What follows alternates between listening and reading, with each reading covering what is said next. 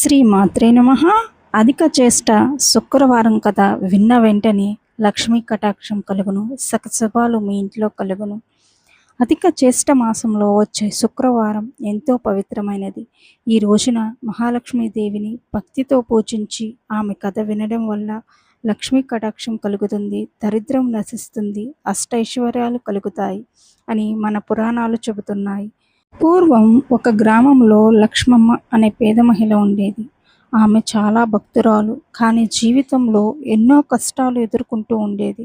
భర్తకు పని లేకపోవడం, ఇంట్లో డబ్బుల కొరత, అప్పులు, అనారోగ్య సమస్యలు, ఇలా ఎన్నో ఇబ్బందులు ఉండేవి. ఒకరోజు గ్రామానికి వచ్చిన ఒక వృద్ధ సాధువు ఆమె ఇంటి ముందు ఆగాడు. లక్ష్మమ్మ భక్తితో అతనికి నీళ్లు ఇచ్చి తన దగ్గర ఉన్న కొద్దిపాటి ఆహారాన్ని సమర్పించింది.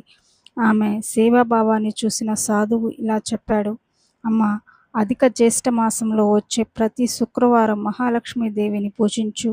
ఆమె కథను ఇంతగా విను, నీ కష్టాలన్నీ తొలగిపోతాయి. భక్తితో చేసిన పూజ.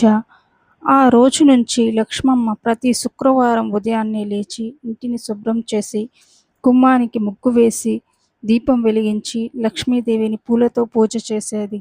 ఆమె వద్ద ఖరీదైన నైవేద్యాలు లేకపోయినా భక్తితో ఒక చిన్న బెల్లం ముక్క, కొద్దిగా పాలు సమర్పించేది.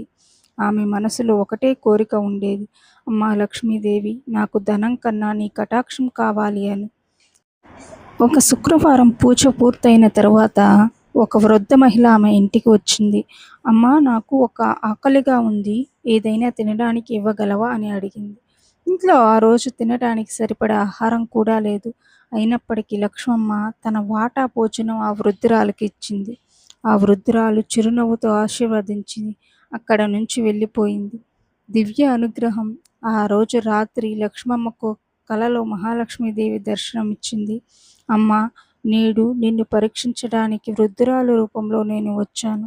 నీ భక్తి, దయ, సేవాభావం నన్ను సంతోషపరిచాయి.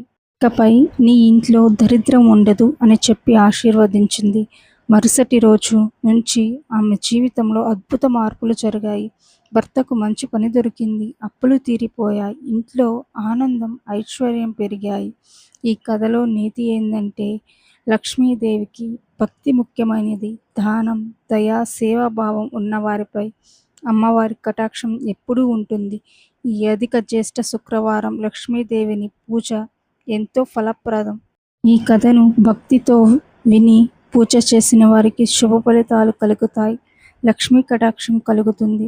అధిక జ్యేష్ఠ మాసం ఈ పవిత్రమైన శుక్రవారం రోజు మహాలక్ష్మీదేవిని భక్తి శ్రద్ధలతో పూజించి ఈ కథ విన్నవారికి అమ్మవారి అనుగ్రహంతో పాటు లక్ష్మీ కటాక్షం కలుగుతుంది, దరిద్రం అనేది దూరం అవుతుంది.